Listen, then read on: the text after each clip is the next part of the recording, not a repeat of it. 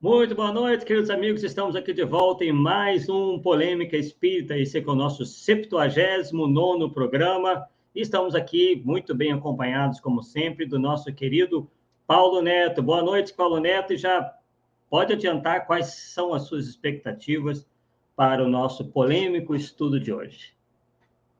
Boa noite, Arthur. Cara, eu fico assim imaginando como... Eu sei assim, que quando você entra no tema, já vem chumbo grosso. Como é algo que eu nunca pesquisei, mas sempre andei questionando, por que Anjo Ismael, sabe? Então, a minha expectativa é sim a melhor possível. Eu tenho certeza que, né, pelo que a gente conhece da sua forma de trabalhar, vem chumbo grosso mesmo, com certeza. Mas vamos aproveitar aí e dar um alô aí para uma noite para a Alice Araújo, que é de Teresina, do Piauí, a Fernanda Linhares de Floripa, que mais? A Sheila lá de Poços de Caldas, o Egel da Silveira de Teutônia, Rio Grande do Sul, Marco Milani. Marco Milani, Isso prazerão, cara, aí. estar aqui prestigiando o nosso programa. Então é isso aí. Então, boa noite a todos. Vamos aí, então, retornar a palavra para Arthur, para ele começar a atirar para tudo quanto é lado, né, Arthur? E você, né? Vamos fazer aqui uma coisa bem dinâmica, né? Pode me interromper quando você quiser. Tá tudo certo. Quanto mais, né, interação nós tivermos, melhor, porque efetivamente é uma polêmica antiga no nosso movimento espírita. Não fui eu que a criei, não fui eu que a levantei, né? E é uma coisa bastante histórica, né? Que, como vocês vão ver, claro que eu não vou contar a história toda do movimento espírita, obviamente que fizemos aí um grande resumo para que vocês possam entender o encadeamento dos fatos, para então darem a resposta de vocês. Ismael, anjo ou impostor? Bem, para quem não conhece esse Ismael, nós obviamente explicaremos ao longo aí da nossa jornada de hoje. E isso, pessoal, remonta uma fase onde o Espiritismo chega ao Brasil, né, através do Teles de Menezes. O Teles de Menezes, que foi aí fundou, né, o primeiro centro espírita do Brasil. E o Teles de Menezes, ele estava sempre da Europa, né? Ele inclusive, foi um dos responsáveis por trazer as obras de Kardec para o Brasil, né? Parece que eu estou meio que congelando, né? Está dando mais... Agora Não, parece que voltou, né? para mim tá normal. Tá normal? Ah, então tá bom. Então, o Teles de Menezes tem essa participação, né? Muito grande. E por que nós o citamos, além de ele ter fundado o primeiro centro espírita do Brasil e tudo mais? Porque ele também foi responsável por trazer as obras, os 4 evangelhos de Jean-Baptiste Rustem. Ele tinha uma espécie de representação, digamos assim, né, comercial, em que ele trazia os livros de lá. Então, nós podemos dizer que as obras fundamentais da doutrina espírita e as obras de J.B. Rustem chegaram ao Brasil praticamente ao mesmo tempo, através das mãos de Teles de Menezes. Isso vai nos ajudar bastante aí. Bem, e aí temos no dia 2 de agosto de 1873 a fundação da Sociedade de Estudos Espiríticos Grupo Confúcio, que estava sob a direção do Antônio da Silva Neto e do Francisco Leite de Bittencourt Sampaio, mais conhecido como Bittencourt Sampaio, né? Esse grupo aí que fundou essa sociedade em 2 de agosto de 1873. E foi lá, pessoal, que o espírito Ismael deu a sua primeira comunicação, atentem bem, proclamando-se diretor espiritual do Brasil. Então, né, vemos aí que ele não foi um espírito indicado ou que se fez reconhecer como um espírito de alta elevação. Ele mesmo se autoproclamou, né, diretor espiritual do Brasil. E a gente pode dizer que esse grupo Confúcio, né, é o embrião da autoproclamada, também autoproclamada, Casa Mater, ou Casa Mãe dos Espíritas no Brasil, a Federação Espírita Brasileira, né, que também se autoproclamou essa Casa Mater, né, colocando-se, de certa forma, acima de todas as outras instituições espíritas.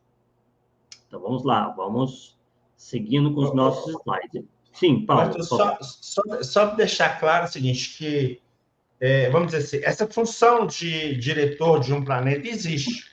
Kardec coloca isso na revista Espírita, só para não falar. Mas, geralmente, não é o próprio espírito que eu sou mentor, é alguém, um espírito, fulano que é mentor. Isso é bom ressaltar, e parece que ficar claro que nós não estamos combatendo que não tenha, né? O fato é assim, você vai levantar que não seria este personagem, só isso, né? Sim, exatamente, né? Pela codificação espírita, nós sabemos que há espíritos responsáveis por países, por cidades, enfim, né? Kardec realmente nos fala disso, assim como os espíritos superiores. Ali do lado do retrato, né, do Francisco Leite de Bittencourt Sampaio, temos ali, né, o livro A Gênese, que foi publicado por uma instituição que veio depois do Grupo Confúcio, que foi a Sociedade Acadêmica Deus, Cristo e Caridade. Isso aconteceu, né, porque o Grupo Confúcio acabou tendo algumas desavenças lá, e sob a determinação do Ismael, o Grupo Confúcio, né, acaba se transformando na Sociedade de Estudos Espíritas, a Sociedade Acadêmica Deus, Cristo e Caridade. Isso porque, né, houve uma série de brigas e dissensões entre os membros do grupo, né? E aí o Bittencourt Sampaio, o Saião e o Frederico Júnior resolvem se afastar e formar um núcleo isolado, inclusive, depois disso, chamado Grupo Espírita Fraternidade. Então, houve uma série de dissensões e isso acabou por formar uma série de outros centros, tá? Isso é só para a gente ter, assim, mais ou menos um quadro de como que eram esses grupos inicialmente, tá? E aí, Paulo e queridos amigos, esse espírito Ismael os acompanha, né, principalmente a esses três que eu acabei de citar, Bittencourt Sampaio, Saião e Frederico Júnior. E aí, Paulo, os instrui todo o tempo, incentivando o estudo de quê? O que será? Não brinca que é. Né? Aí ele aí, ó. Essa é uma representação que tem na internet, não sei de onde que tiraram esse quadro, mas essa seria uma representação aí que anda correndo na internet do anjo, entre aspas, Ismael. Tá ali, ó, o Saião à direita e o Frederico Júnior, que eu acabei de citar, à esquerda, né? Vamos lá, só para vocês. E o que acontece? O Ismael os acompanha e os instrui todo o tempo, incentivando o estudo de os 4 evangelhos de J.B. Rustem. O que fez com que esses grupos dessem prioridade ao que eles chamavam, Paulo, de aspecto religioso da doutrina, que a gente hoje compreende que nada mais era que incorporar ao espiritismo os conceitos neodocetistas. Por que neodocetistas? Por que novos docetistas?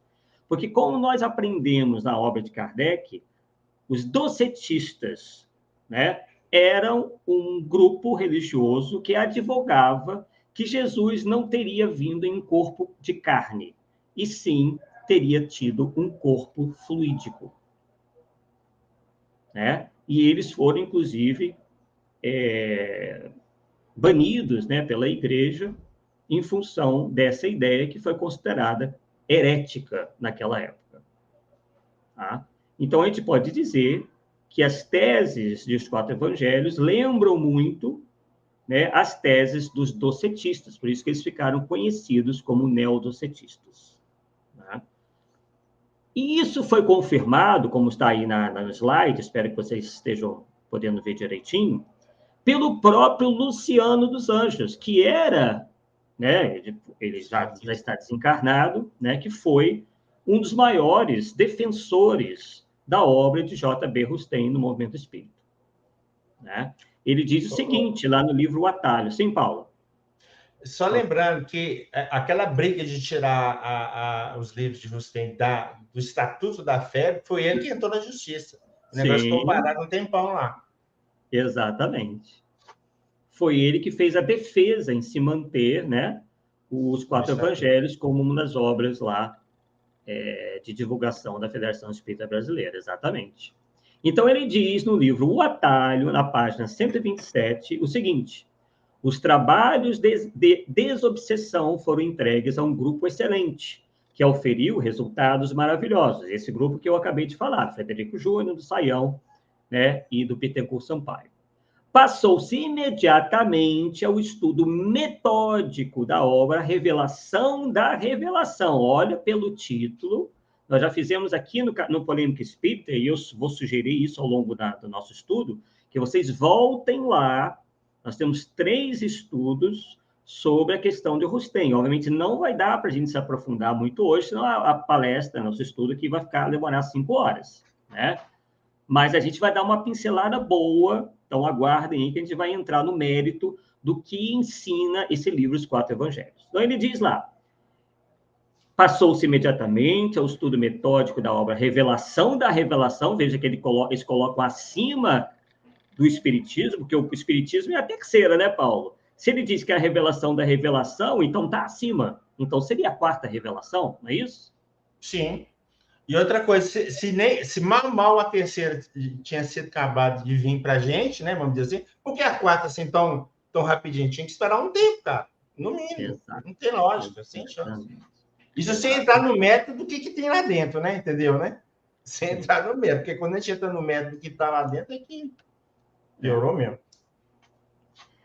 Só para lembrar que se chama Grupo Confúcio, mas não é nenhuma homenagem ao Confúcio, tá? É homenagem a uma pessoa que eles conheciam e que eles admiravam, tá?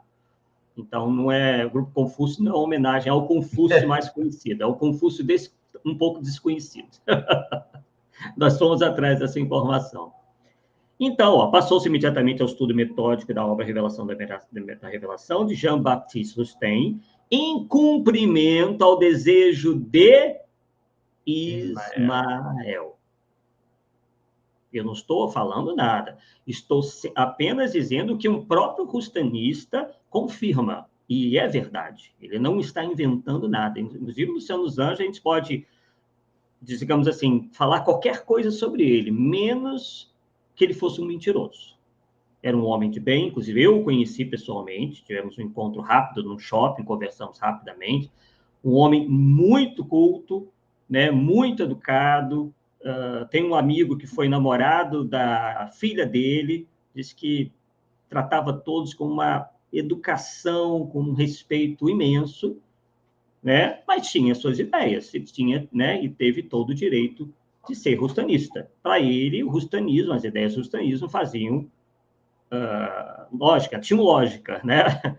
Mas a gente vai, hoje, inclusive, dar uma pincelada para ver realmente se isso a gente pode considerar como espiritismo ou não. Ali do lado, pessoal, da gravura dos 4 evangelhos, nós colocamos um livro do Antônio Luiz Saião, né, que participava desse grupo, em que o Ismael sempre aparecia, e que escreveu o livro Elucidações Evangélicas. E Elucidações Evangélicas nada mais é do que comentários acerca dos 4 evangelhos. Então, o livro é todo calcado no conteúdo dos 4 evangelhos. Lembrando que esses livros todos foram publicados, editados pela Federação Espírita Brasileira. Então, assim está baseado o nosso passado no movimento espírita no Brasil. Ele já nasce com essa questão, com esse problema, com esse movimento cismático entre rustenistas e não rustenistas. Vamos lá. Vemos também uma série de informações importantes, né, nesses livros aí, nesse livro aí, Grandes Espíritas do Brasil, né, e o livro também Trabalhos do Grupo Ismael. Quem tiver acesso a esse livro vai verificar que tudo aquilo que nós vamos dizer hoje se encontra lá, tá? Então, o Espírito Ismael, pessoal, interferia na escolha, inclusive, dos dirigentes do Grupo Confúcio e dessas outras instituições espíritas que nós dissemos, né, que vieram depois de alguns rachas entre eles, tá? Eu acredito até que o motivo dessas dissensões fosse justamente a questão do rustanismo, né? Que, desde que surgiu, separou os espíritas entre, como dissemos, os que aceitavam o Rustem e os que não aceitavam. Então, nas obras Grandes Espíritas do Brasil, que vocês estão vendo aí, e Trabalhos do Grupo Ismael, nós encontramos várias passagens em que isso fica evidente. Quem quiser pesquisar, quem quiser conferir, é só adquirir esses 2 livros em sebo, enfim, na internet, deve estar aí em algum lugar. Tá? Inclusive, tem uma passagem de um dos livros que é a seguinte. Vou passar para vocês aqui. Consta em um desses livros o seguinte trecho. Ao segundo, que é o Dr. Geminiano Brasil, tocou ascender, naturalmente por indicação dos guias espirituais da oficina do Anjo Glorioso. Veja como é que eles se referem ao Espírito Ismael, Anjo Glorioso, né? Sempre com muita devoção, né? Quase como que uma idolatria. Ao posto que ocupara o velho trabalhador, o Saião, que havia concluído a sua tarefa, quer dizer, tinha desencarnado, exemplarmente desempenhada, segundo eles. Houve ele, porém, de repartir com o primeiro, José Ramos, o encargo que lhe fora deferido, ficando com o de explicador do Evangelho e o outro com o de doutrinador. Então, o Ismael passou décadas ditando a conduta e o direcionamento dos trabalhos desses núcleos que, no futuro, né, teriam alguns de seus membros como fundadores da Federação Espírita Brasileira. Tá? O Saião, Bittencourt Sampaio não são os fundadores, mas eles ficavam ali, né, digamos assim, eles, quando a Federação Espírita surgiu, alguns deles nem estavam mais encarnados, mas daquele trabalho é que acabou se fundando aí a Federação Espírita Brasileira, já com alguma tendência aí do rustanismo, né? Então, a gente pode dizer que o Saião, Bittencourt Sampaio, são esses expoentes do rustanismo, né, que, inclusive, tiveram uma grande participação nesse encadeamento que acabou fazendo com que houvesse a inauguração, né, a abertura da Federação Espírita Brasileira. Tá? Então, vamos lá, vamos seguir aqui. Temos aí esses 2 livros, né, também todos editados pela Federação Espírita Brasileira, né, que são Jesus perante a Cristandade e do Calvário ao Apocalipse. Né? Esse último, né, é o complemento para a obra Os 4 Evangelhos de J.B. Rustem. E aí, pessoal, o que a gente verifica disso daí?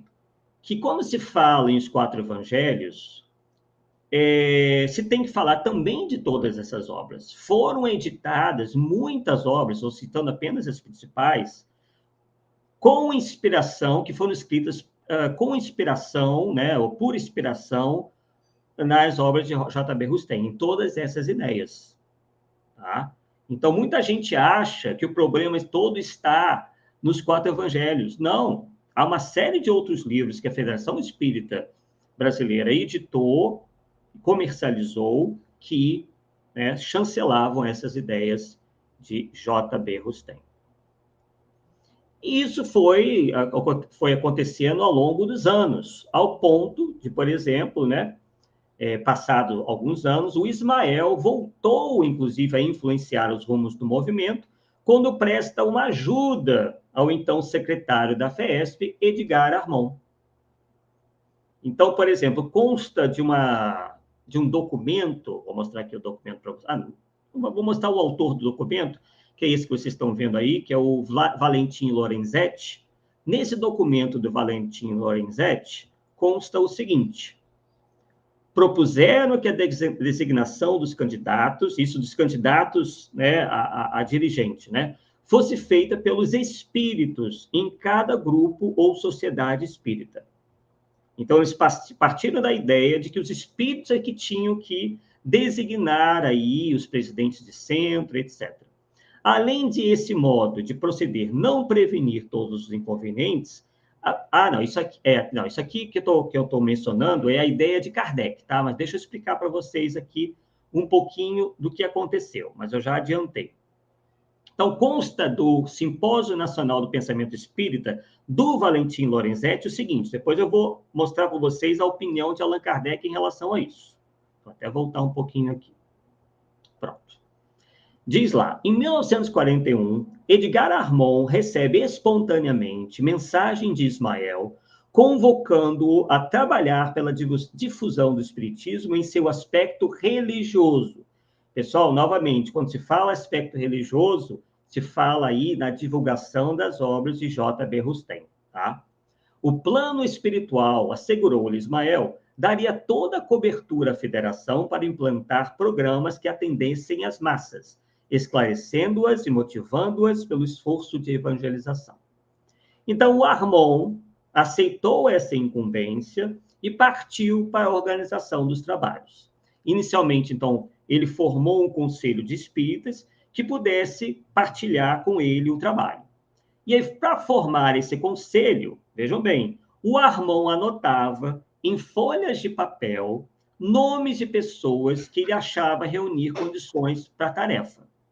E aí, Paulo, ele colocava esses papéis numa gaveta da sua mesa lá na FESP, e no dia seguinte ele dizia que encontrava os papéis assinalados com uma cruz.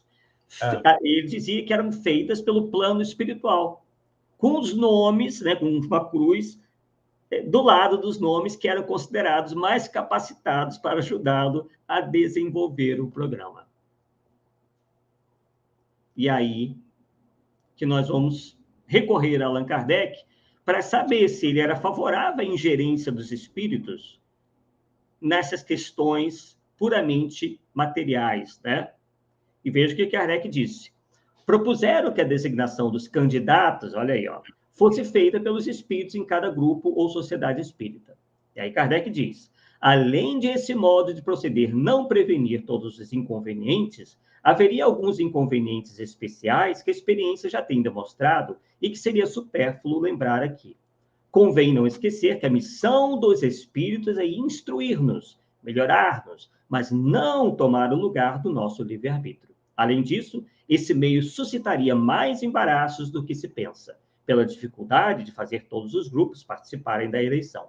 Traria complicações no mecanismo, que quanto mais simplificado, menos suscetível é de desorganizar-se. Isso está lá na Obras Póstumas, o chefe do Espiritismo. O que você acha disso, Paulo? Dos espíritos estarem escolhendo candidatos para a casa espírita? Caramba, aí surgiria um problema seríssimo, né? Porque os incompetentes para poder chegar lá e fazer o fim de cara, como é que fica? Aliás, não sei se, aproveitando aí, Arthur, não sei se você percebe, quando Kardec coloca lá aquele projeto 1868, e quando ele vai falar lá de como seria composta a direção do movimento espírita ou de uma casa espírita, a composição ideal. Ele sugere, olha você ver, ele sugere não uma pessoa como presidente, ele sugere uma comissão, tá? E dentro dessa comissão você escolhe um para ser presidente, porque a legislação brasileira precisa, né, de alguém que represente o grupo, só para efeito formal. Mas, ou seja, as decisões sempre seriam coletivas. Não ficaria na cabeça de um ou de outro, que poderia até reverter as coisas. Não, esse aqui já não é um centro espírita mais, não vão virar centro disso, daquilo outro, você não precisa falar os nomes, né? Deu para entender, né? Sim. Então, no movimento espírita, infelizmente, não se aplicou essa sugestão de Kardec, porque a maioria das casas espíritas nós temos presidentes, nós não temos uma comissão. Verdade, pura verdade. Bem, e aí vocês devem se perguntar, né? Me perguntar e se perguntarem. Puxa, mas qual é o problema de se estudar e divulgar os 4 evangelhos de J.B. Rustem?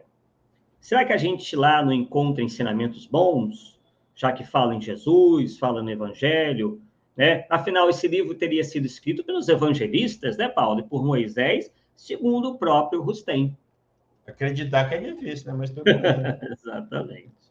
Lembrando, Paulo e pessoal, que esse programa do Harmon era um programa de estudos que mesclava, veja bem, Kardec, Rustem, Pietro Ubaldi e doutrinas orientais, incluindo Ramatiz, do qual Edgar Harmon era um adepto fervoroso. Né? E o que mais salta aos olhos é a ingerência desse espírito auto-intitulado anjo, o Ismael, em todos os trabalhos desses centros, né? E depois na FEB e na FESP de Edgar Harmon, inclusive incentivando o estudo dos 4 evangelhos de Rustem, que a gente vai agora pegar alguns temas, né, lá desenvolvidos. Bem, então temos aí, ó, já estou projetando para vocês o seguinte, que no rustanismo a encarnação se dá por castigo.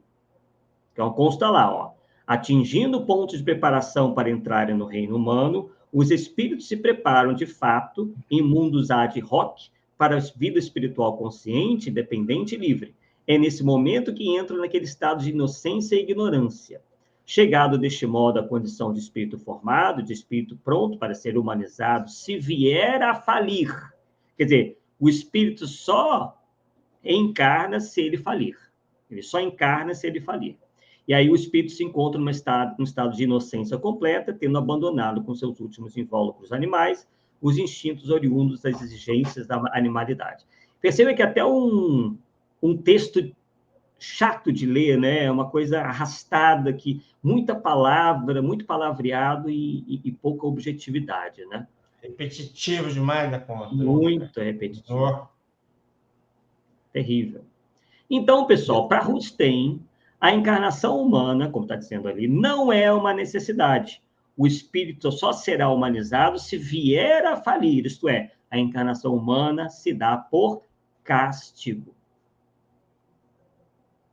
Então, diz lá, ó, não, a encarnação humana, isso está no livro de Rustem, não é uma necessidade, quer dizer, está contrariando Kardec. É um castigo, já o dissemos, e o castigo não pode preceder a culpa. E ainda diz lá, o espírito não é humanizado, também já o explicamos, antes que a primeira falta o tenha sujeitado à encarnação humana. Só então ele é preparado, como igualmente já o mostramos, para sofrer as consequências. Estamos mostrando isso, Paulo, para que não diga que a gente está inventando, que a gente está distorcendo, que nós interpretamos mal, né? Que a gente sabe que há muitas paixões envolvidas nesse debate todo. Você vai citar meu e-book, não? Pode citar, pode... Porque o Cláudio está perguntando, eu não sei se você está perguntando a respeito da análise da obra de Rustem, mas a gente tem no site os 4 evangelhos, obra publicada por Rustem. Seria a revelação da revelação? Está lá nos e-books, tudo que o Arthur falou está aqui, mais alguma coisa, um trabalho. Já fizemos até palestra aqui, uma live aqui a respeito desse tema, tá, Cláudio? Pode procurar na playlist lá também. Temos 3 polêmicas espíritas falando sobre o Rustem. A respeito disso, Outra questão, pessoal, aí vocês vão, através daquilo que o Ismael defende, vocês vão responder essa pergunta. É anjo ou é impostor? Porque se Ismael defendeu desde o início, quando se apresentou as obras de Rustem, então ele está validando essas ideias. E aí vocês vão, né, tirar as conclusões de vocês. Então, o segundo tema é: espíritos falidos encarnariam como lesmas. É isso mesmo, pessoal, que vocês estão, quem não sabe, né? É isso mesmo que vocês estão vendo. Então, tá lá, ó, queda pelo ateísmo, levando à encarnação primitiva. Aí diz lá no volume 1, na página 311. Até o ateísmo, por mais impossível que pareça, até o ateísmo não raro se manifesta naqueles pobres cegos colocados no centro mesmo da luz. E nunca como aí o ateísmo nasce tão diretamente do orgulho. Não vendo aquele de quem tudo emana, negam-lhe a existência, quer dizer, está criticando aí os ateus, né? E se consideram a base e a cúpula do edifício. Nesse caso, sobretudo nesse caso, mais severo é o castigo. Quer dizer, você ser ateu, se você for ateu, você vai receber um castigo. É um dos casos de primitiva encarnação humana. Primitiva encarnação humana. Preciso se torna que os culpados sintam no seu interesse o peso da mão, cuja existência não quiseram reconhecer. Então, esses ateus, pessoal, sofrem, como estou dizendo ali, o castigo da primitiva encarnação humana, transformando-se em lesmas, a que Rustem dá o nome de criptógamos carnudos. E abre aspas ali para o texto, né, dos 4 evangelhos. São corpos rudimentares. O homem aporta essas terras no estado de esboço, como tudo que se forma nas terras primitivas. O macho e a fêmea não são nem desenvolvidos, nem fortes, nem inteligentes. Olha aí, ó, em que se transformam, segundo J.B. Rustem e seus espíritos, os ateus. E ele diz lá, o espírito vai habitar corpos formados de substâncias contidas nas matérias constitutivas do planeta. Esses corpos são aparelhados como os vossos, porém os elementos que os compõem se acham dispostos por maneira que o espírito os possa usar e aperfeiçoar. Não poderíamos compará-los melhor do que a criptógamos carnudos. Lembrando que é um termo cientificamente errôneo, né? Porque criptógamo pertence ao mundo vegetal, né? Não tem nada a ver com o animal, com o reino animal.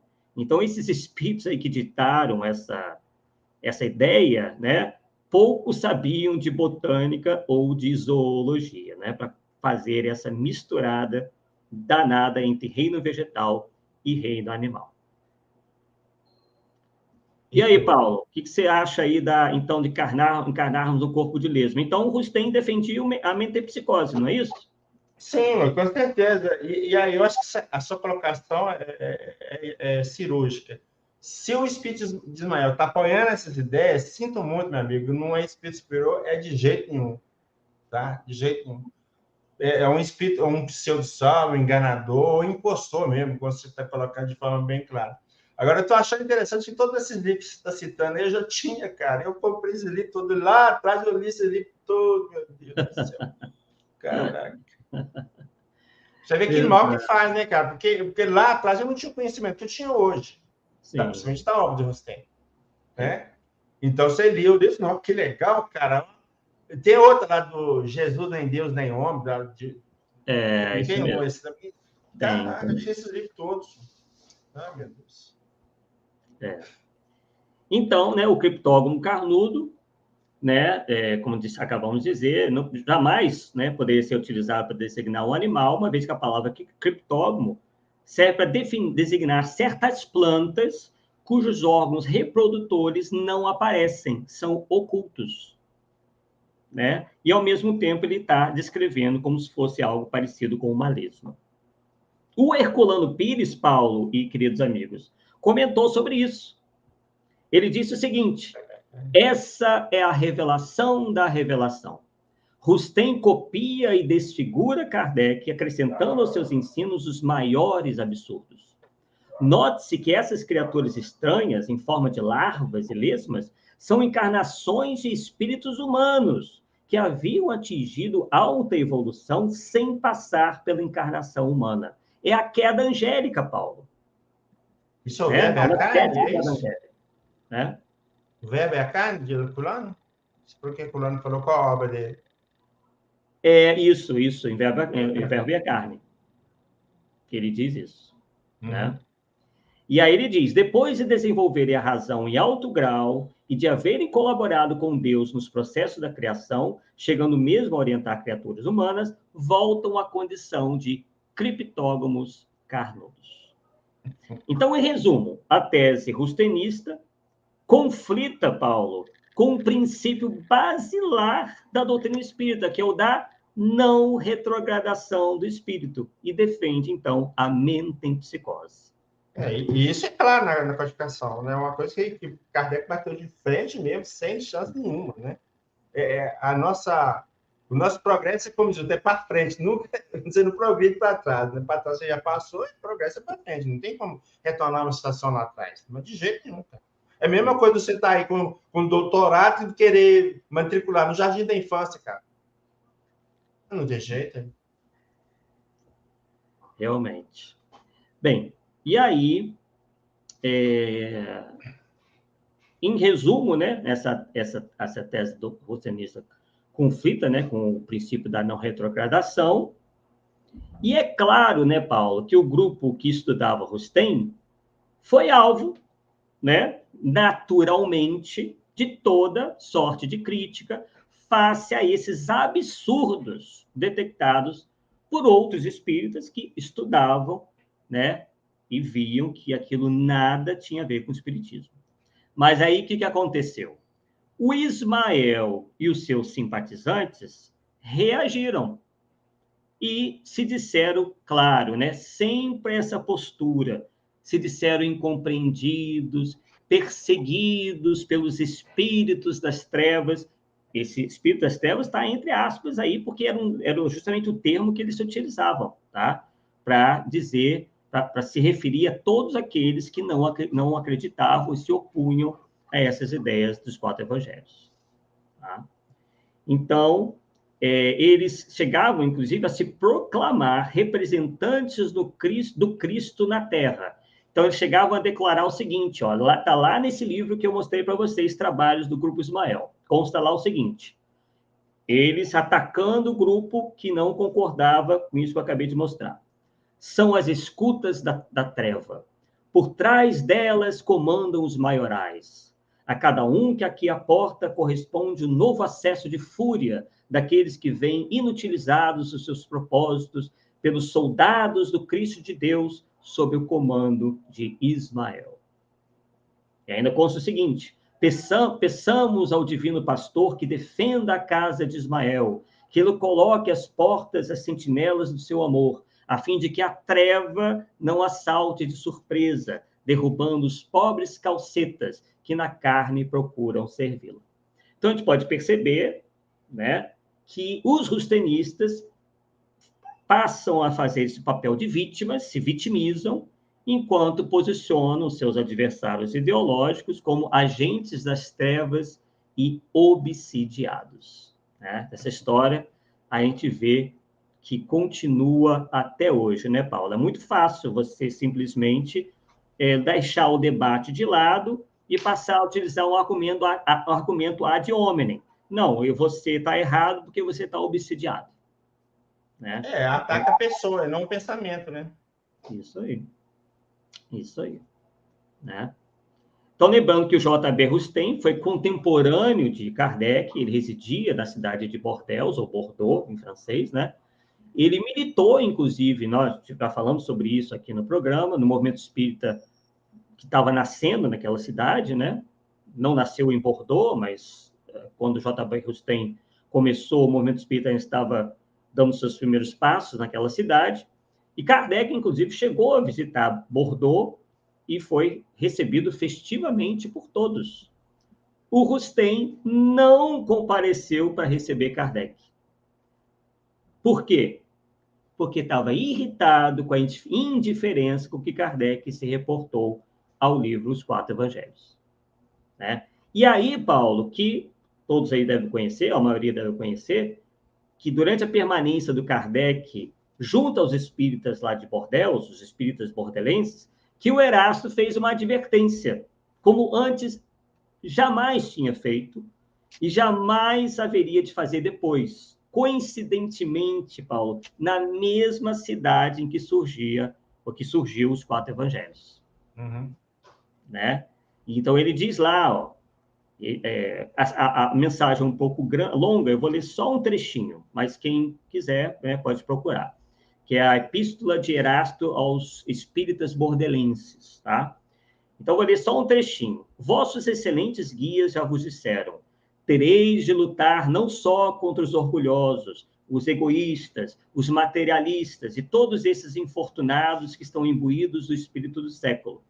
Mas ainda, e sobretudo, contra a turba de espíritos enganadores, que virão logo vos atacar, uns com dissertações previamente combinadas, onde, à custa de algumas piedosas tiradas, quer dizer, aquelas palavras bonitas, né, aquela coisa toda, insinuarão a heresia ou algum princípio dissolvente. Quais são os princípios dissolventes? Alguns deles. Corpo fluídico de Jesus, ataque ao princípio da não retrogradação do espírito, etc, etc. Né? Os outros, continua Erasto, com comunicações abertamente hostis aos ensinamentos dados pelos verdadeiros missionários do Espírito da Verdade. Ah, crede-me, não temais nunca, então, em desmascarar os patifes, que novos tartufos se introduzirão entre vós sobre a máscara da religião.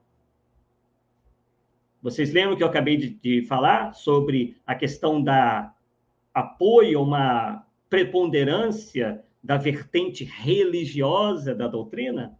Pois é, Erasto cantou a bola, né?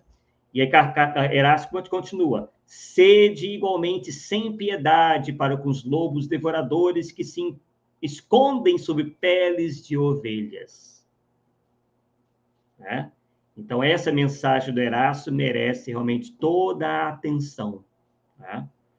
A gente vê, né, a firmeza em que o Erasto sugere que se tenha para lidar com essa classe de espíritos enganadores. Né? Então, um alerta aí muito forte do Erasto. Né? Bem, aí, como eu já estou mostrando aí para vocês, tem um livro que foi editado também pela Federação Espírita Brasileira, que é esse daí, ó, que se intitula A Vida de Jesus, do Antônio Lima. Tá? Nesse livro, A Vida de Jesus, o Antônio Lima, enquanto rustenista, claro, né, defende, né, as teses rustenistas do início ao fim. Tá?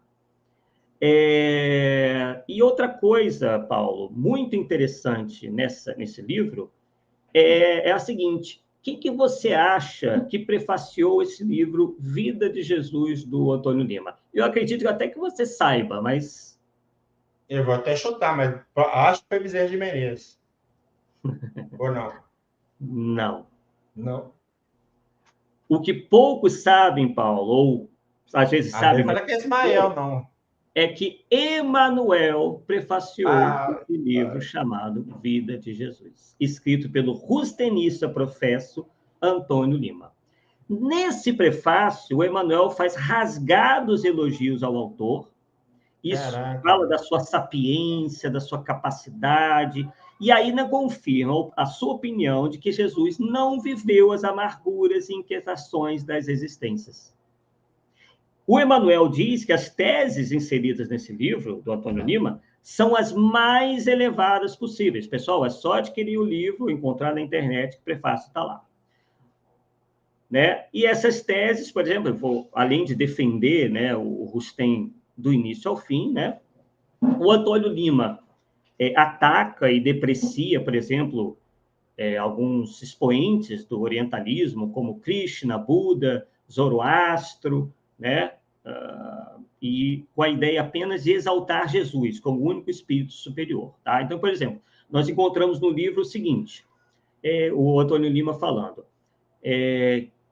quem não vê nesta salgalhada, os Vedas, uma torpe imitação da Gênesis bíblica, deturpada e envelhecida com disparates? Só que você sabe bem, Paulo, os amigos sabem bem, que os Vedas não poderiam imitar a Gênese bíblica, porque os Vedas são muito mais antigos que a Bíblia. Né? Aí ele diz também que o brahmanismo ainda ocupa a atenção de milhares de criaturas que se dão a ingrata preocupação de lhe revolver as cinzas mortas e de onde se evola um cheiro acre de cadáver putrefato. Quer dizer, um desrespeito, né, a essas outras religiões.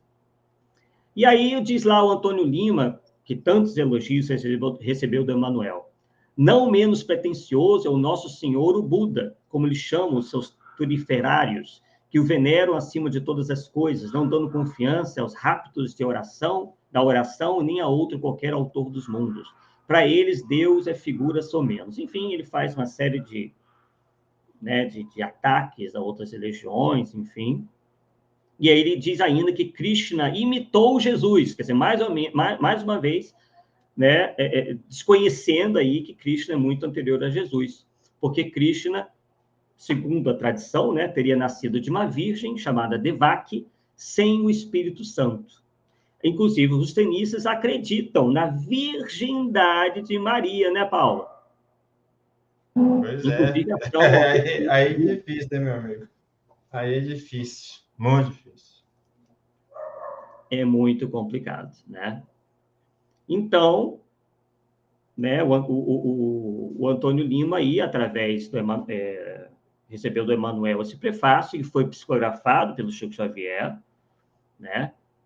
Novamente, recebeu elogiosas considerações, como sendo um livro que contém as mais elevadas teses possíveis, e onde o Emmanuel diz que a compreensão acerca da natureza do corpo de Jesus é uma questão de zona de compreensão de cada criatura. Isso é a expressão do próprio Emmanuel, dando a entender que quem não concorda é quem ainda não está em condição de compreender.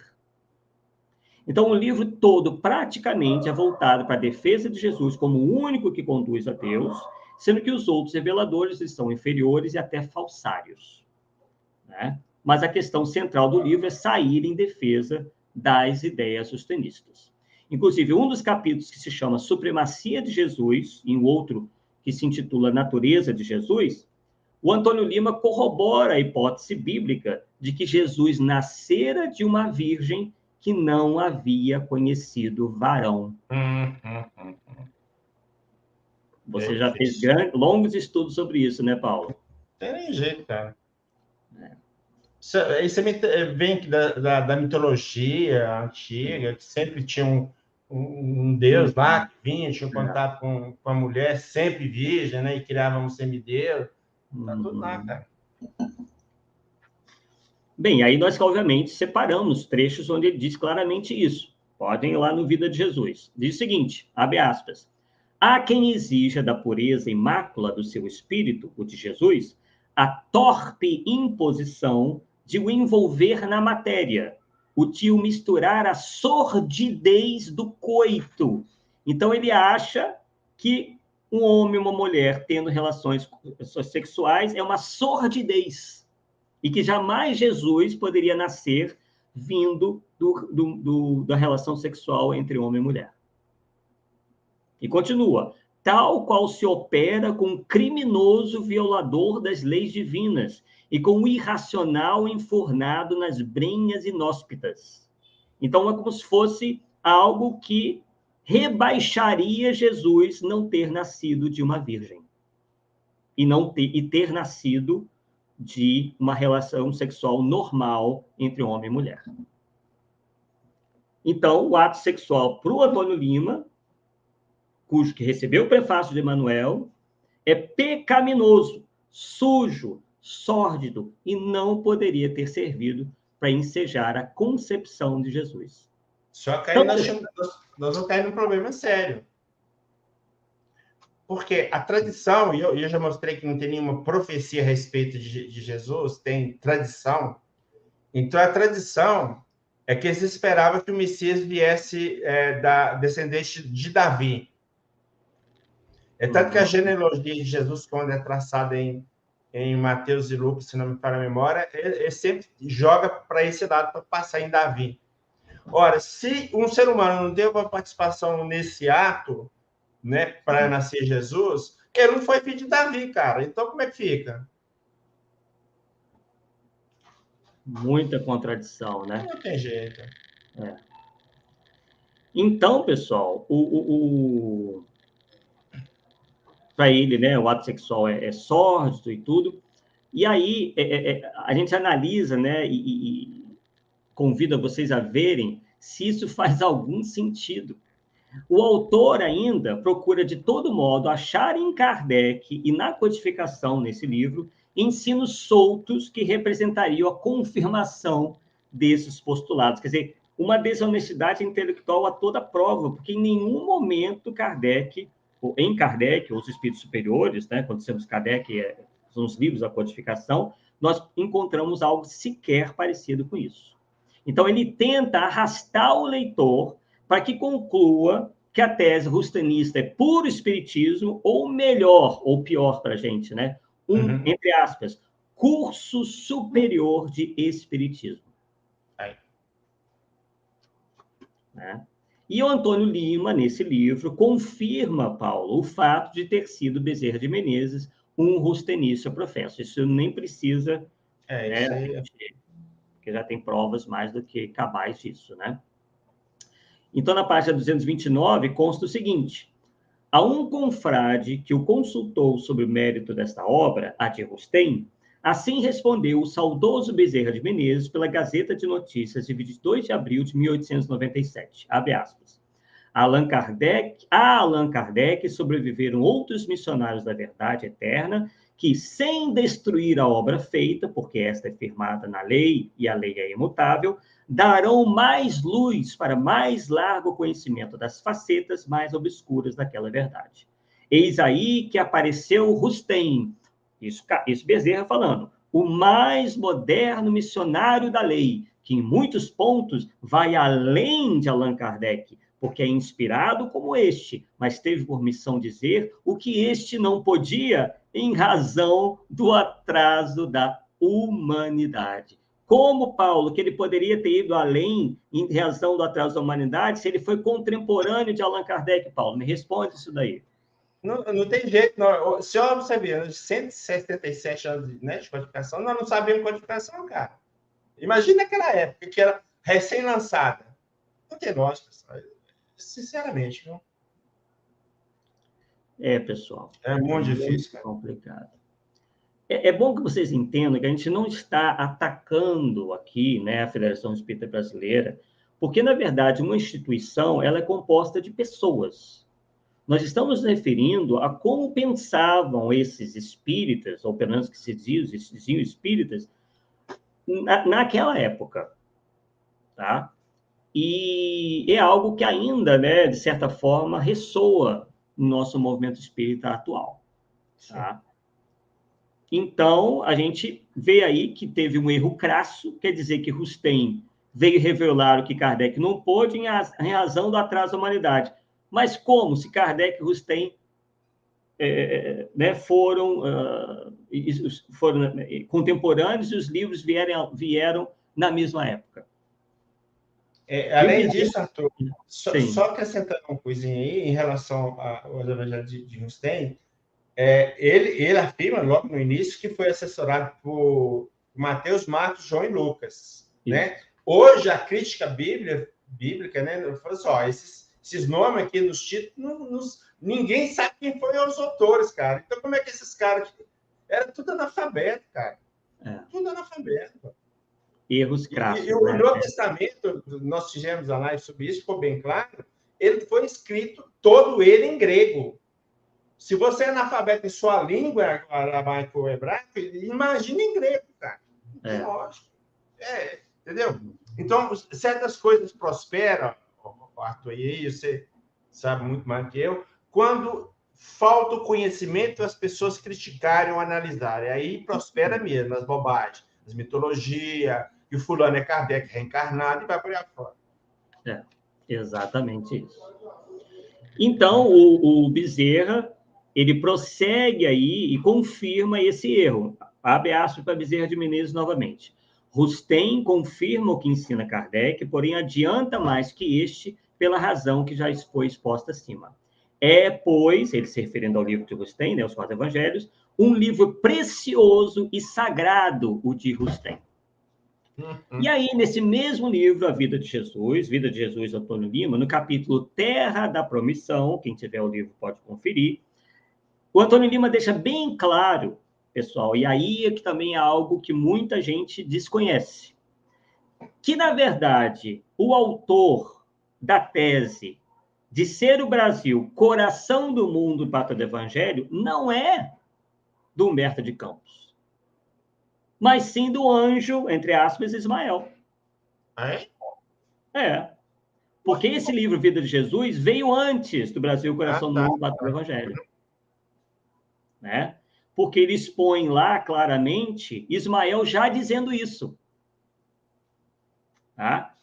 Então, isso confirma que Humberto de Campos, se é que é ele mesmo, e nós vamos tratar disso daqui a pouco no vídeo que nós vamos apresentar, né? Então, isso confirma que Humberto de Campos, ou pelo menos o suposto Humberto de Campos, que depois desencarnado aparecia sempre nesses agrupamentos rustenistas, aprendeu direitinho com as aulas dadas pelo Pedro Richard, né? Que ele chamava de mestre, nas reuniões e estudos dos 4 evangelhos, na sede da Federação, ao lançar o livro Brasil, Coração do Mundo, Pátria do Evangelho.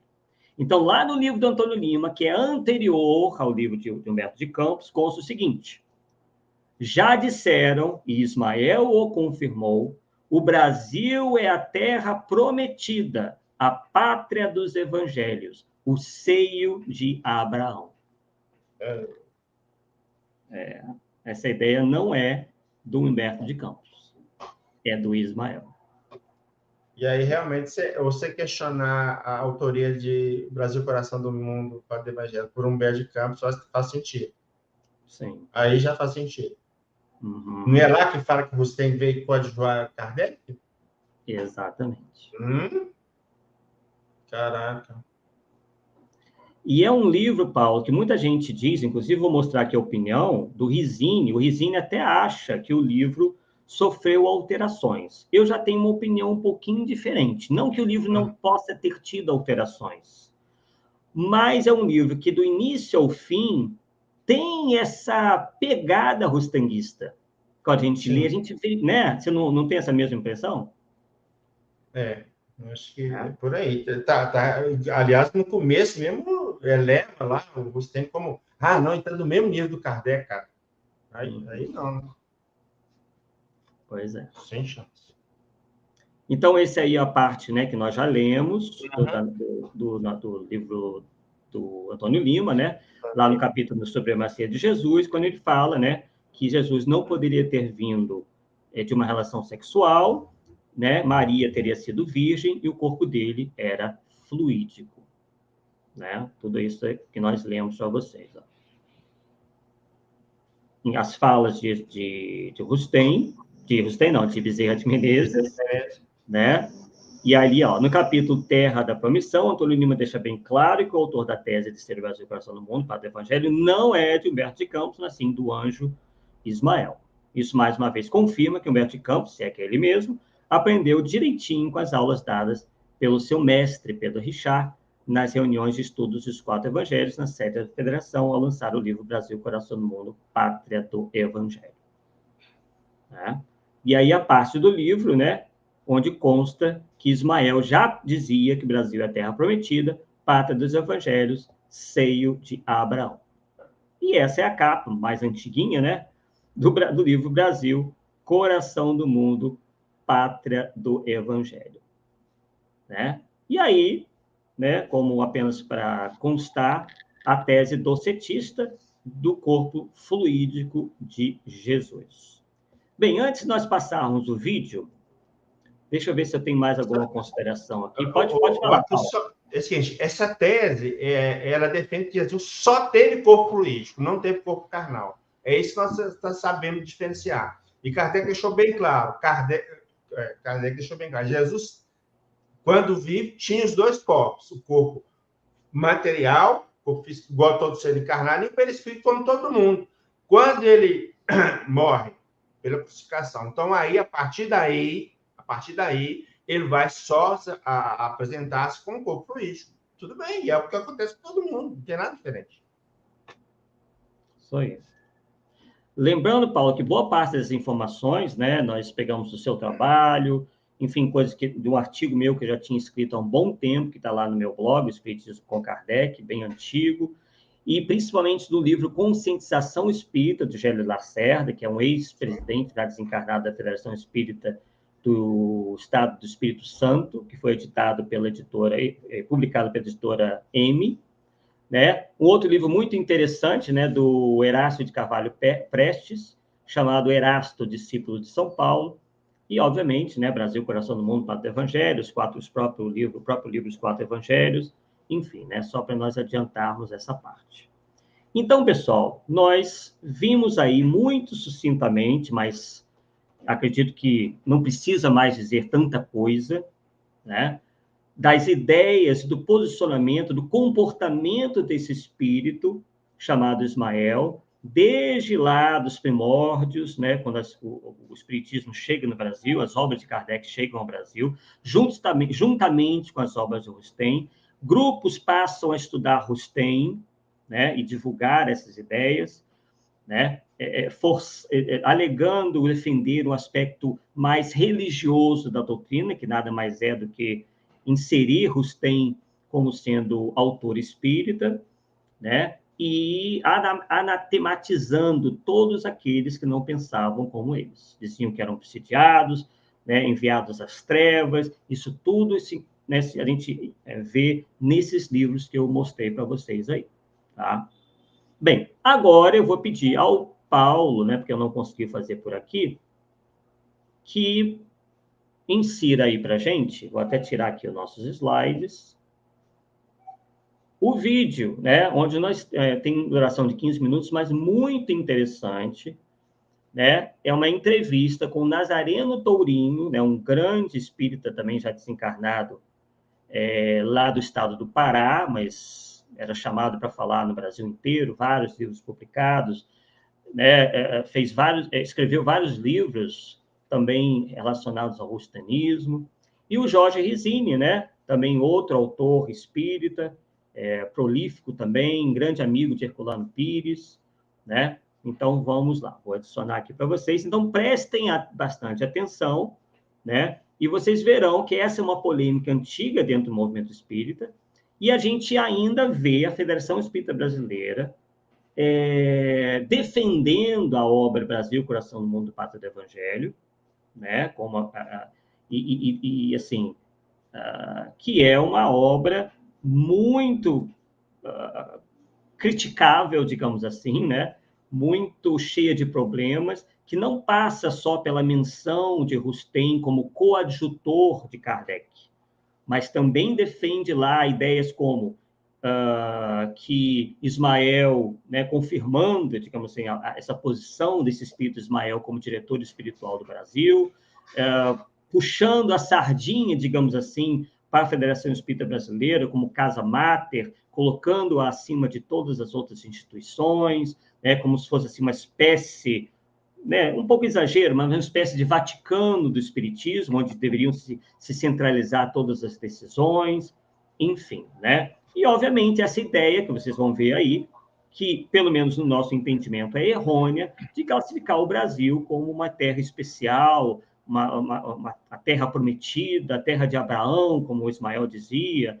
Eu acho que a gente pode gostar muito bem do Brasil, né, elevar o nosso país, mas não colocá-lo acima de dos outros países, né? Inclusive, para os espíritas de outros países, isso deve soar meio estranho, né, Paulo? Com certeza.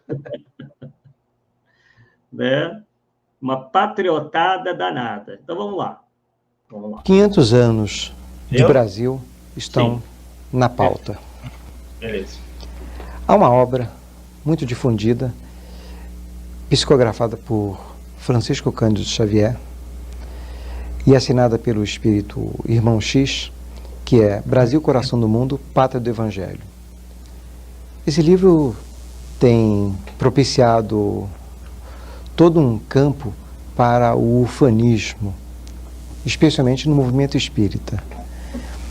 E nós sabemos que no nosso passado, que se iniciou exatamente com a chegada dos primeiros brancos, que eram degredados, eram os maus elementos de Portugal que foram expulsos e deslocados para o Brasil, despejados no Brasil, e que a partir daí se relacionaram com os índios que aqui estavam, na verdade, os verdadeiros proprietários desta terra, e posteriormente, com a chegada do negro que foi trazido como escravo,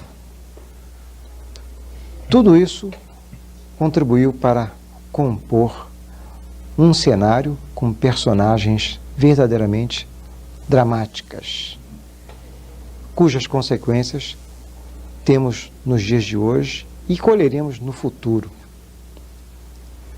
Como vocês analisam essa questão toda? É um tema altamente polêmico, hein?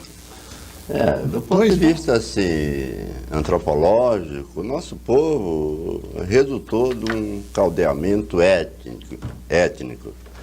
E daí as suas características assim, muito especiais, psicológicas, que talvez até o incline, sabe, para uma missão altamente humanitária num determinado momento histórico da civilização.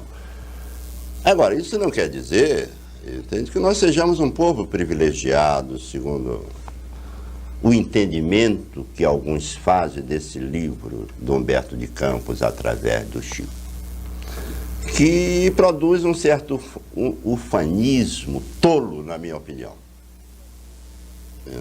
Eu não gosto desse livro. Eu não gosto. É um problema de gosto pessoal.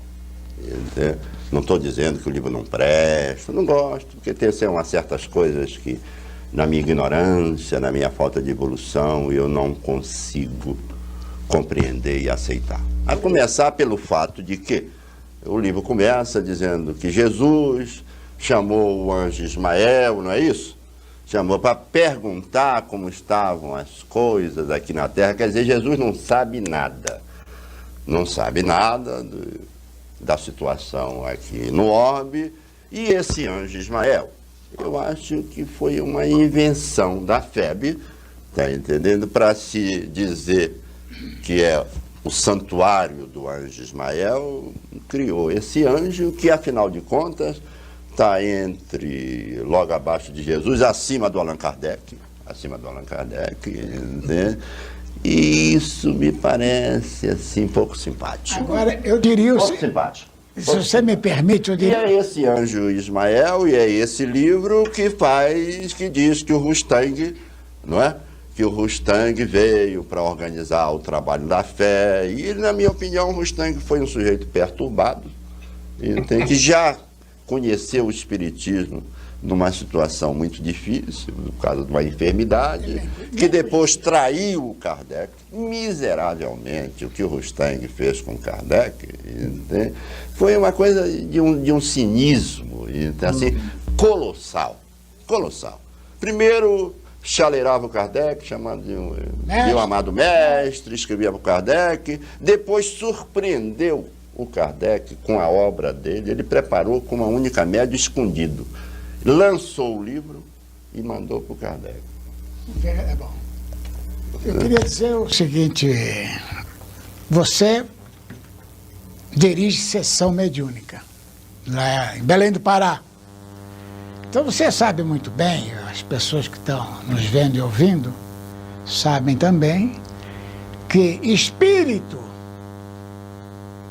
que se apresenta dizendo-se anjo, na verdade está pedindo preces. Então, eu sou o anjo Ismael. Meu filho, tu és o mistificador. Quem somos nós para recebermos a presença de arcanjos e etc? Tudo isso é resíduo do catolicismo.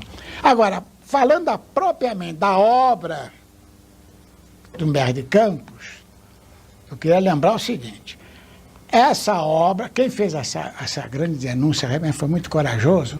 Ele não foi o primeiro, ele foi um dos primeiros. Foi o Júlio Abreu Filho, que, para quem não se recorda, ele foi o tradutor dos 12 volumes da Revista Espírita. Foi o Júlio Abreu Filho. E o Júlio Abreu Filho denunciou que era um homem que tinha uma cultura muito extensa, o Júlio Abreu Filho. E ele, então, fez uma pesquisa e constatou que esta obra de Humberto de Campos sofreu adulterações dentro da FEB. E o Chico Xavier não pôde reagir, porque o Chico, todos nós sabemos, o Chico é um homem boníssimo, uma criatura que é incapaz de recriminar quem quer que seja.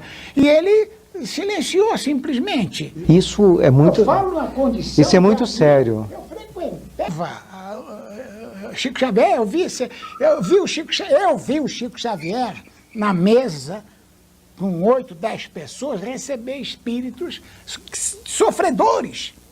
E o Chico se contorcendo, tudo, quer dizer, eu tive este convívio, Nazareno também. Então conhecemos o Chico, ele não reagiu, nem podia reagir, porque o presidente, um dos diretores da FEB, que ele fez o prefácio para o Parnaso de Além Túmulo, não é? Usou a psicografia do Chico. Usou. Então, acrescentou coisas, mexeu no texto. Aí veio a Sueli Caldas, posteriormente, está aí viva até hoje, ainda se encontra lá em Minas Gerais, a Sueli Caldas, Schubert, né? Sueli Caldas Schubert. Ela, então, publicou um livro através da editora da FEB, citando trechos atribuídos a Chico Xavier, mas não temos o original para você examinar a letra do Chico, a caligrafia do Chico. E ali, então, dá a impressão ao leitor que nada sabe das coisas, de que realmente Humberto de Campos escreveu essas barbaridades que lá estão na obra. Olha, eu convivi com o Chico, Herculano Pires, longamente. Nós fizemos a defesa do Chico Xavier em televisão, em vários canais de televisão e rádio. Quer dizer, nós tivemos esse contato com o Chico. Ele nunca nos disse, nunca fez apologia, um elogio, sequer a obra de Rustang. E nunca disse que realmente consta lá no livro de Humberto de Campos essas barbaridades. Quer dizer, nós estamos diante de um fato que, uma obra apócrifa, não podemos dar uma definição última a respeito da obra, porque ela foi adulterada. Agora, E a FEB não confessa o delito. E como entender o Pacto Áureo no contexto desta obra? Eu conheço bem a história. eu só queria, antes de falar no Pacto Áureo, eu queria dizer que o fato maior, prevalente, é que a doutrina espírita, pela sua natureza substancial, é universalista. Então, estimular patriotismo não me parece que possa ser útil para a espiritualização do homem. Só existe uma raça, a raça humana. Então, no futuro, os homens rasgarão todas as bandeiras, todos os territórios serão livres. E depois a história nos ensina que um determinado povo, entende, quando ele tem uma missão especial, isso só dura um determinado tempo. Houve uma época que o povo grego, entende, a Grécia do século de Péricles, foi o berço da cultura universal, foi de lá que brotou toda a filosofia. Houve um momento que a velha Roma, entende, com as suas asas de águias poderosas, dominou o mundo e contribuiu, não é, para o avanço da civilização. Entendeu? Houve, há 3 séculos atrás, a França, entende? Era o berço do pensamento libertário. Se o Brasil tem uma missão, essa missão não será eterna, é um momento histórico. Não me parece que seja interessante estimular a vaidade dos brasileiros. Inclusive, eu acho isso muito pouco simpático para os nossos irmãos de crença de outras nações. A gente ficar blasonando que o Brasil é o coração do mundo, a pátria do Evangelho, isso não, eu não gosto.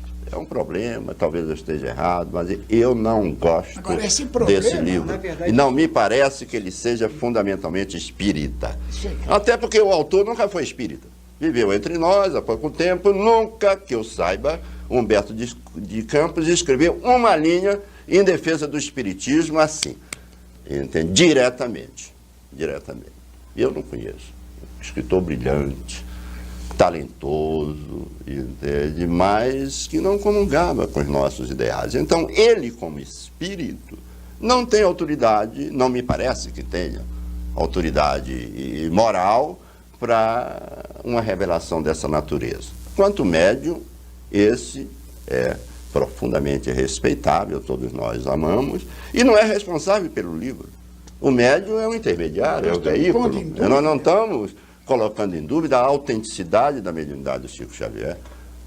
certo? eu já A deixei. importância da sua produção. Nós estamos questionando, entende, a autoridade do espírito Não, para eu fazer esse questiono, tipo de revelação. Nazareno, Do eu Humberto de questiono Campos.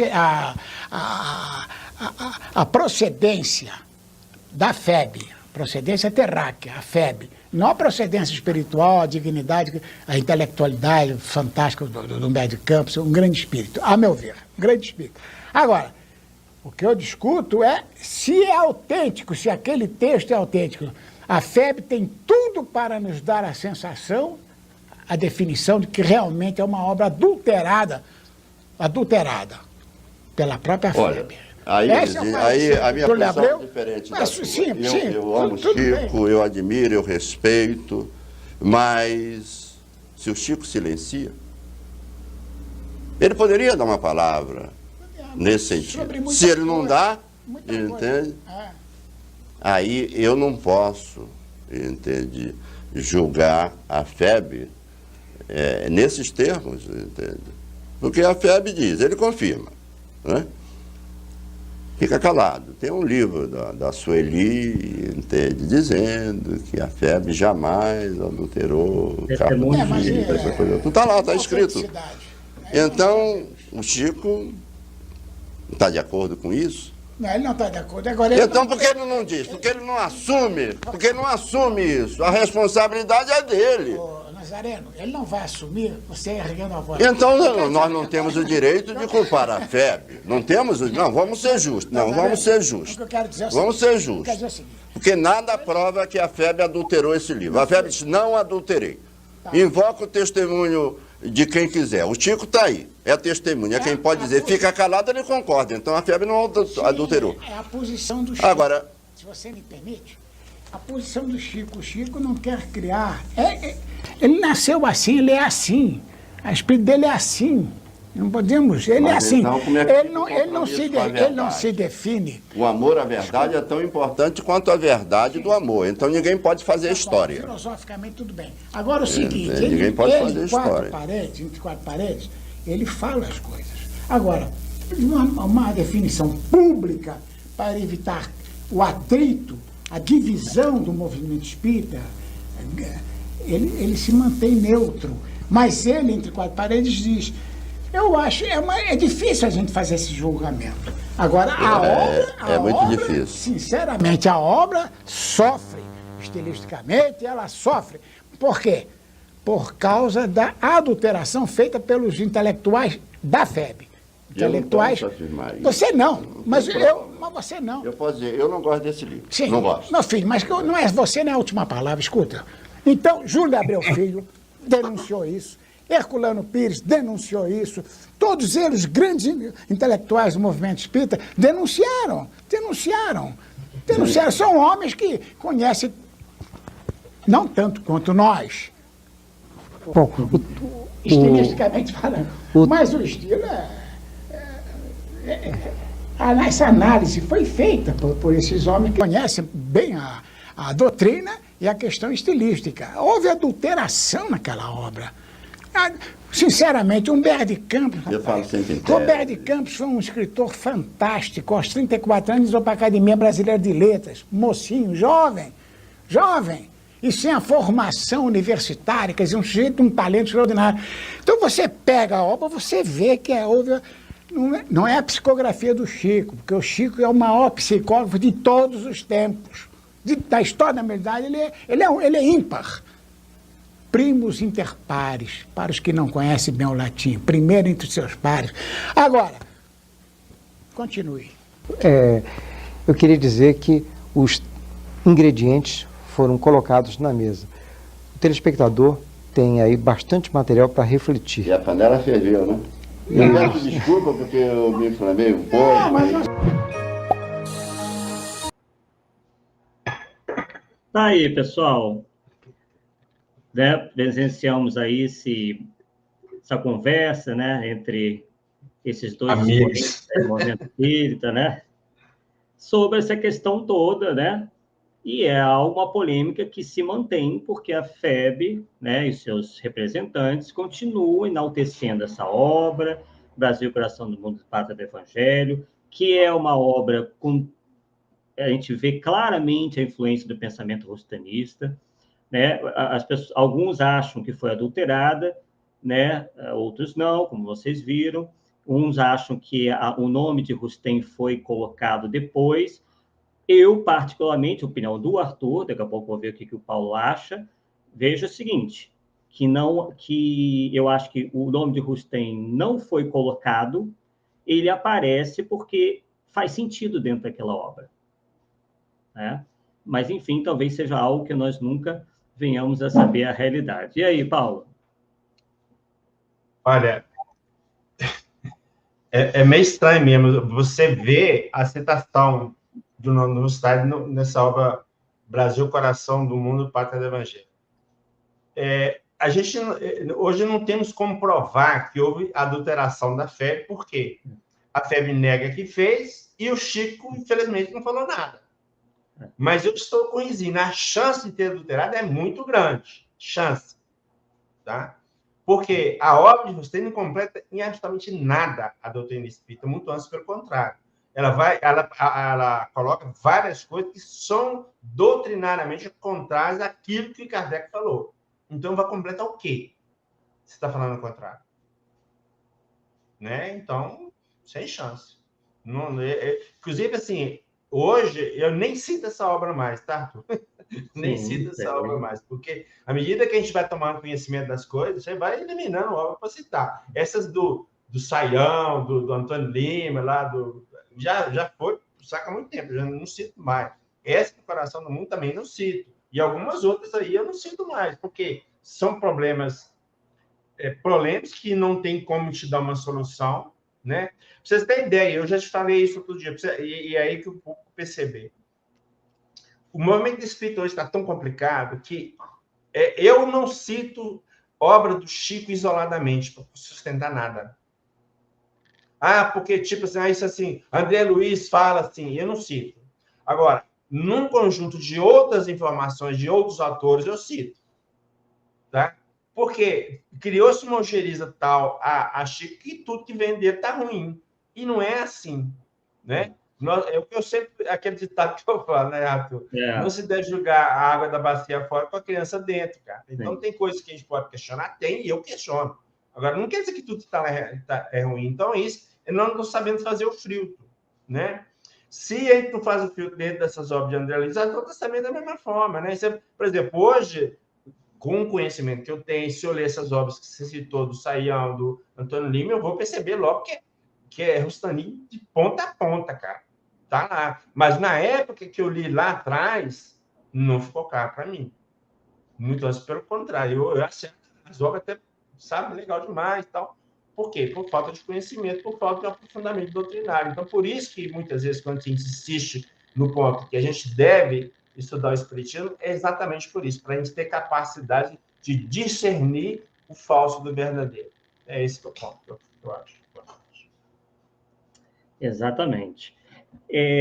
Isso é para a gente ver, pessoal, que nós não estamos aqui dizendo, né, antes que alguém venha pensar, que esses espíritas, né, o Saião, o Bittencourt Sampaio, o próprio Bezerra de Menezes, estivessem mal intencionados. Eles eram homens do seu tempo, muito ainda influenciados pelo catolicismo, que era a religião, além de oficial, completamente predominante no Brasil. São pessoas que ainda estavam condicionadas a essas ideias e não aprofundaram o suficiente para notarem que o que Kardec estava dizendo ali, que os espíritos estavam dizendo, conflitavam com muitos dos dogmas da igreja, inclusive virgindade de Maria, essa coisa toda. Inclusive, Bezerra de Menezes vivia falando, só referia a Maria como virgem, né? Isso influenciado pelo catolicismo e pela obra de Rustem, né? A obra de Rustem foi a ponte que esses indivíduos encontraram para salvaguardar as suas crenças católicas, né?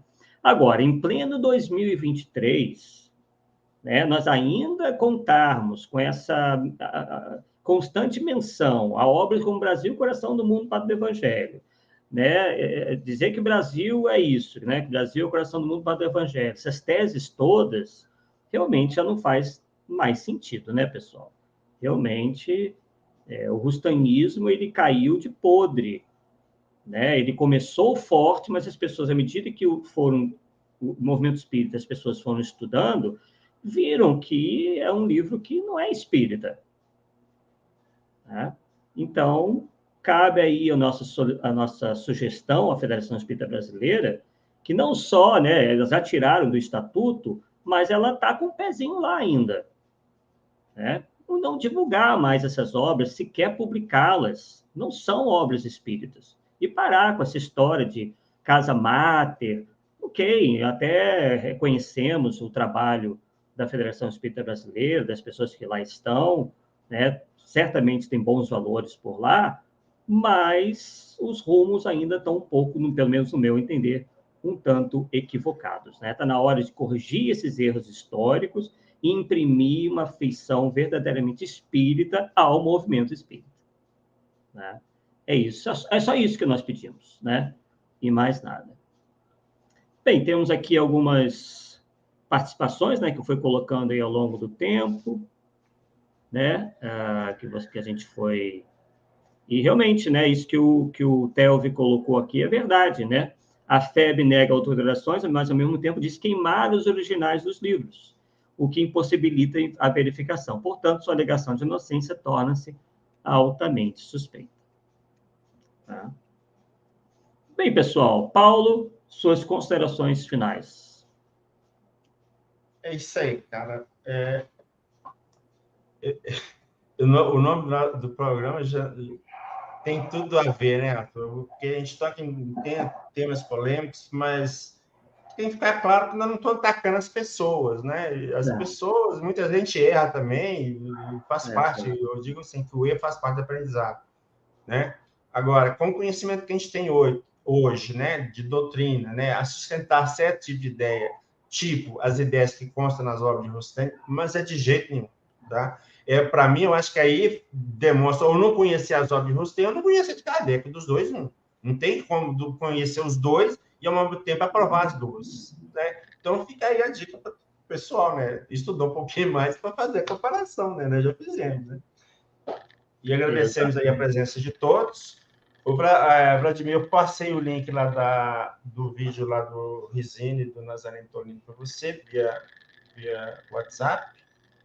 Tá? É isso aí. É isso aí, né?